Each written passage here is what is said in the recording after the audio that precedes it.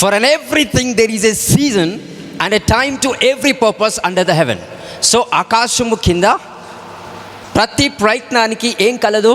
సమయం కలదు. ప్రతి దానికి సమయం ఉంటుంది, ప్రతి దానికి కాలం ఉంటుంది, అంటే నథింగ్ బట్ సీజన్ ఉంటుంది.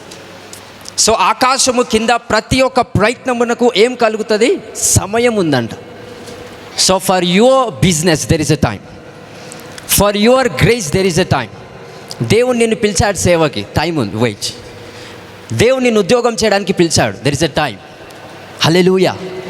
ఎప్పుడైతే తల్లి గర్భంలో రూపింపబడకే మునిపే దేవుణ్ణి నియమించుకున్నాడంట ఇర్మియాని. అవునా కాదా?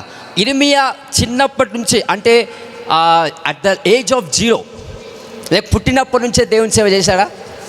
చెప్పండి, ఎప్పుడు చేశాడు?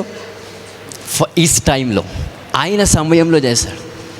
కానీ ఎన్నుకున్నది ఎప్పుడు దేవుడు ఇర్మియాని? తల్లి గర్భములో పిండముగా రూపింపబడక మునిపే దేవుడు ఆ వ్యక్తిని ఏం చేశాడు? ఏర్పాటు చేసుకున్నాడంట. సో ఏర్పాటు చేసుకున్నాడు కరెక్టే, కానీ అప్పటి నుంచే వాడుకున్నాడా? లేదు. ఎప్పుడు? ఒక సమయం వచ్చిందంట. For an everything there is a time and season. Hallelujah. ఈ సీజన్ ఏంటి మనకి? ఏంటి? సమ్మర్. ఎండాకాలం ఏముంటుంది? ఎక్కువగా ఎండ ఉంటుంది. బట్ వీఆర్ ఎక్స్పెక్టింగ్ ఏం ఎక్స్పెక్ట్ చేస్తాం? కూల్. దాన్ని శపిస్తాం ఒకవేళ కూల్నెస్ ఇవ్వకపోతే. ఏమేంటనో ఏమో, ఆ ఎండను చల్లగా ఉండా అనేటట్టు శపిస్తాం మన ఇంటెన్షన్ ప్రకారంగా. ఎండాకాలం ఎండనే ఉండాలి కదా, అవునా కాదా?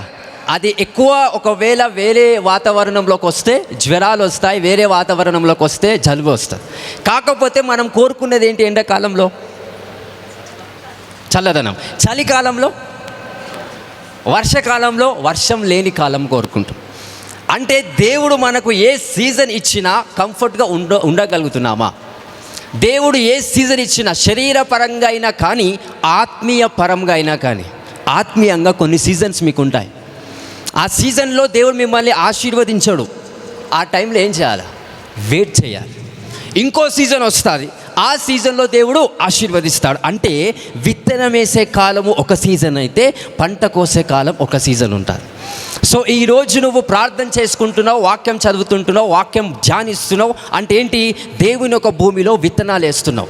కొద్ది సంవత్సరాల తర్వాత, కొద్ది నెలల తర్వాత నీ సీజన్ రాబోతుంది. ఆ సీజన్ ఏ విత్తనం అయితే ఒక సంవత్సరం ముందు వేసావో, సంవత్సరం తర్వాత నువ్వు ఫలాలను ఆ భూమి పండించేలాగా చేస్తుందంటండి. So the Lord is going to open your season from now in Jesus name.